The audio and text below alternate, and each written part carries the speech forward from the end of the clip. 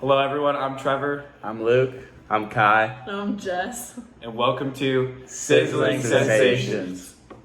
Today I'm going to start us off with a little background on the book we chose our dish from, which was The Silver Spoon. And The Silver Spoon is a well-known Italian cookbook that has been released for many years. It's also known as Il Cucchiaio d'Argento in Italian. It is regarded as one of the most important and complete Italian cookbooks on the market. The Silver Spoon was initially published in 1950 and has since grown to be one of Italy's most famous cookbooks. There are more than 2,000 recipes in The Silver Spoon for a variety of foods, including pasta, meat, fish, and vegetables, and desserts and more. It is a useful tool for both seasoned and inexperienced cooks because it offers thorough directions, advice, and strategies for cooking authentic Italian food. The book has undergone numerous revisions and updates since it was first published, with new versions integrating contemporary recipes and modern variants while keeping the book's emphasis on Italian culinary traditions. Italian cuisine may now be explored and enjoyed by people all over the world thanks to its translation into many different languages. And today we're making a dish called rigatoni con polpettine, which we'll walk you through step by step. As Jess already mentioned, today we are making rigatoni con polpettine, which in English translates to rigatoni with meatballs. We got this specific dish from the book Silver Spoon that we learned about this term in class. Alright, first things first, we have to show you what ingredients we'll be working with today. First, we have our parsley. Then, we have our rosemary. 1 whole white onion, garlic with the cloves inside, some celery, and a carrot. Kai's gonna show you the rest. We also have some nice Parmesan cheese, some salt, some pepper, some crushed tomatoes, and a rigatoni. All right, before we do anything, first things first in the kitchen, always gotta wash your hands.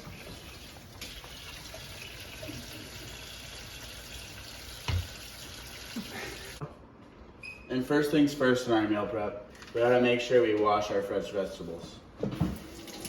I'm gonna be doing this for all of these vegetables right here.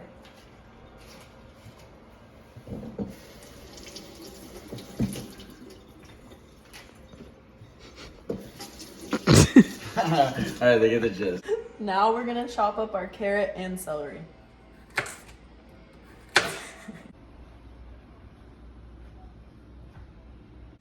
Alright, the next thing we have to do is thinly slice our onion this way. Come take a look.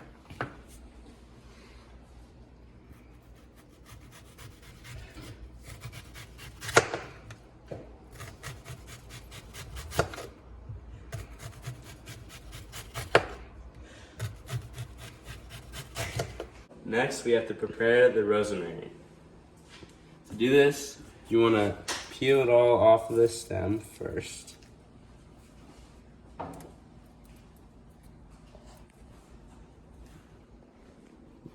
Just go.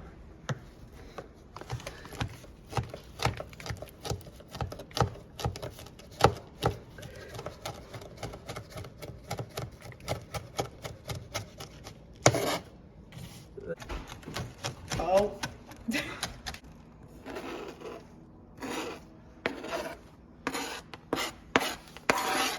Go. All right, quick update on what's going on. So these are the veggies we have prepared for our pan, and next we're gonna be working on the parsley that's gonna be going with our meatballs. All right, just like with the rosemary, we're gonna be plucking these off the stems before we cut them.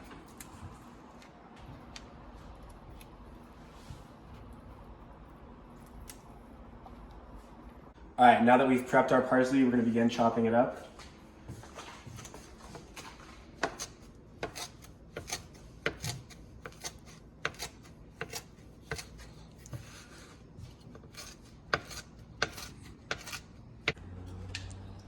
Alright, now we gotta get a clove out of this garlic and chop it up.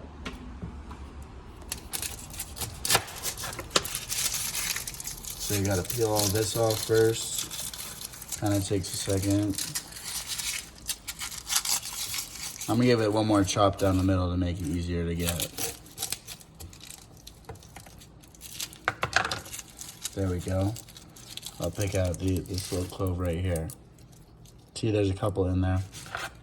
I'll scoot this aside and get to chopping on that. after I pick the rest of the skin off. Close. Now that I have this garlic here picked out, I'm gonna chop it up nice and small.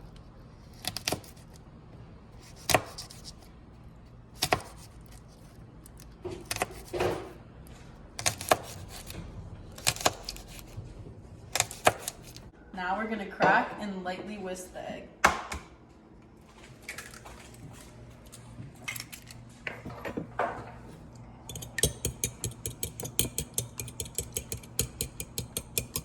All right, now here's where the meal starts really coming together. We're gonna start prepping our meatballs. So the first thing we're gonna do is we're gonna be taking all of this ground beef and moving it into the bowl. We only need about 75% of this one.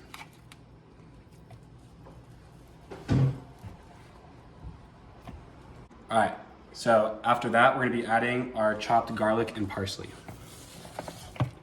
into the bowl. All right, now we're gonna be putting in our egg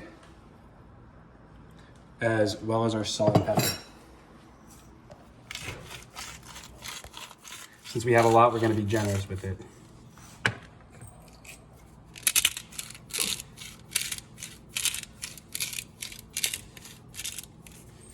For the next step, we'll be mixing all the ingredients that we put with the ground beef together. And then after that, we'll be rolling them into meatballs.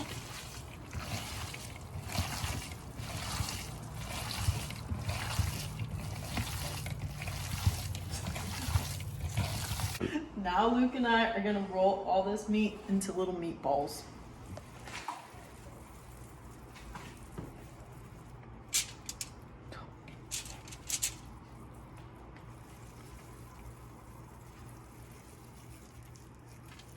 I'm sure that.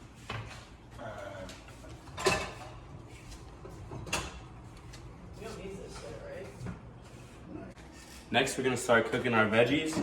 We're gonna start with putting our olive oil on the pan.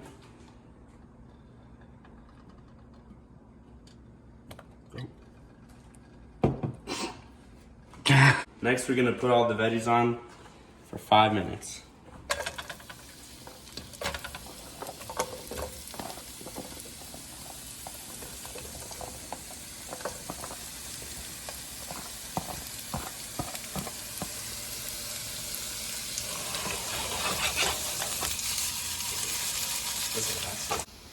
All right, while the veggies are in the pan, me and Jess are gonna be putting some flour on top of our meatballs for dusting.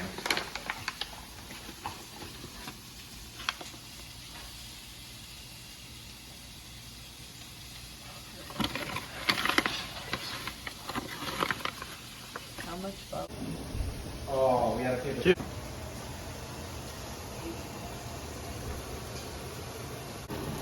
Next, Jess is gonna be adding our meatballs on top of the pan to cook until they're lightly browned. Then after they're lightly browned, we'll be adding our tomato sauce and cooking for another 40 minutes on low heat. For now, we're on medium heat. Now that they've been on for a few minutes, Jess is flipping them over to cook the other side. Pretty soon here, we're gonna be adding our tomatoes. All right, so as you can tell, our tomatoes are starting to brown here, which means we're gonna begin adding our sauce and beginning the 40-minute cooking process. So this Cento tomato sauce is from southern Italy, the regions of Campania and Foggia, known for their rich and flavorful tomatoes. The company uses San Marzano tomatoes, and they're highly prized for their low acidic flavor and are considered one of the best tomato varieties for making sauces. So we're gonna take this here, and we're just gonna move it around the whole pan.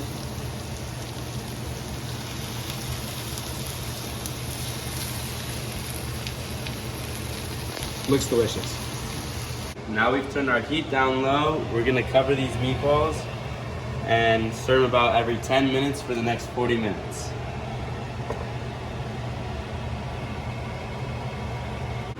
It's been about 20 minutes, let's see. Ooh, smells great.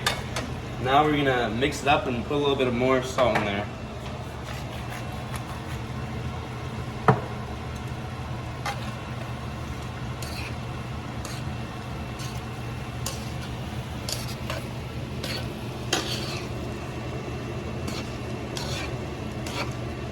We're about 20 minutes from our sauce being done, so we're gonna start boiling the water for the pasta. While we let that cook, we're going to dive into more of the silver spoon's history and how it relates to glass, along with our dish's history and how it came to be. To understand its historical context, it's essential to consider the socio-cultural landscape of Italy during that time. Italy in the 1950s was recovering from the devastation of World War II. The country had experienced significant political and economic upheaval with the end of Benito Mussolini's fascist regime and the establishment of the Italian Republic in 1946. Post-war reconstruction efforts were underway, and Italians were striving to rebuild their lives and embrace a sense of normalcy. The name the silver spoon suggests a certain elegance and sophistication which reflects the aspirations of the Italian people during that time. It aimed to present Italian cuisine as a refined art form, emphasizing the quality of ingredients, proper techniques, and attention to detail. Over the years, Silver Spoon has become an iconic culinary reference book and a symbol to the Italian gastronomy. It has undergone numerous editions and revisions, adapting to changing culinary landscape and incorporating new recipes while still maintaining a focus on tradition.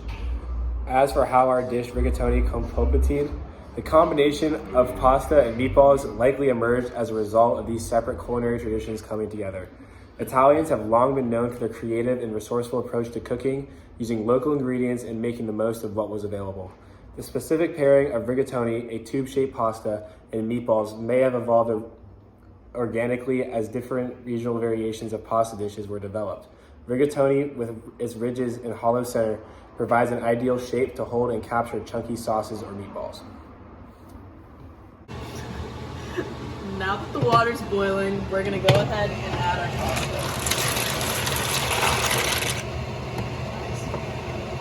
We're gonna cook the pasta for about 10 minutes, stirring occasionally. Now Jess is going to strain our pasta.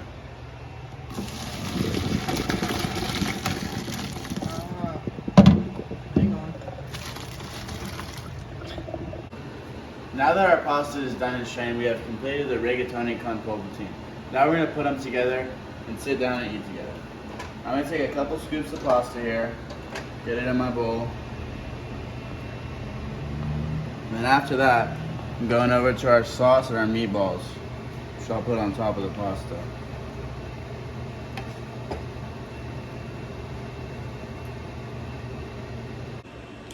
Traditionally in Italy, rigatoni con polpettine will be eaten in a plate or a deep pasta dish with a fork and a knife for the meatballs if preferable.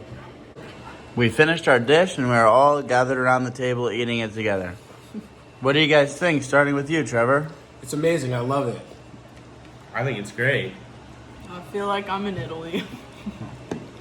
Me too.